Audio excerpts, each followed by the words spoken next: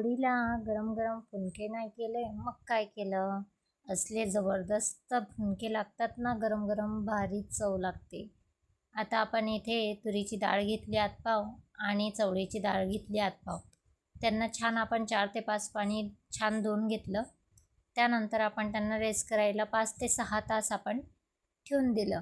त्यानंतर 5 ते 6 तास झाले आपले. आपण एका याच्यात काढून घेतली आणि मिक्सरच्या भांड्यात आपण त्या डाळी काढून घेणार. मस्तच अशी पेस्ट आपण तयार करून घेणार त्यांची. आता मसाला काढण्यासाठी आपण मिरच्या, चटणी, जिरे, लसूण आणि मीठ घेणार. छान अशी पेस्ट आपण तयार करून घेणार आणि ती पेस्ट आपण जी आपली डाळींची पेस्ट आहे त्या पेस्टमध्ये आपण मिक्स करणार आणि छान असं हाताने आपण मिक्स करून घेणार त्याला, डाळीला आणि पेस्टला. आता आपण मस्त अशी कोथिंबीर त्यावर टाकणार. जास्त कोथिंबीर टाकली की छान असे चवीला लागतात ते. त्यानंतर कांदा कापला आणि कांदा त्यात टाकला. आता एका साईडला आपण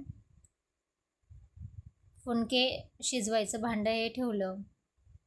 त्यात पाणी घातलं, गरम झालं ते पाणी. आता आपण त्यात मस्त असे फुनके करून ठेवणार. बघा, एक एक फुनके आपण करून ठेवून दिले. आता त्याला शिजवायला आपण ठेवून देणार. 10 ते 15 मिनटं शिजवायला लागतात. छान असे आपले फुनके हे रेडी आहेत. घ्या मग एक एक गरम गरम खायला, भारीच लागतात. व्हिडिओ आवडलाच असेल तुम्हाला तर लाईक, शेअर, सबस्क्राईब नक्कीच करा यूट्यूब चॅनलला. इंस्टा आणि फेसबुकला बघत असणार तर फॉलो नक्कीच करा.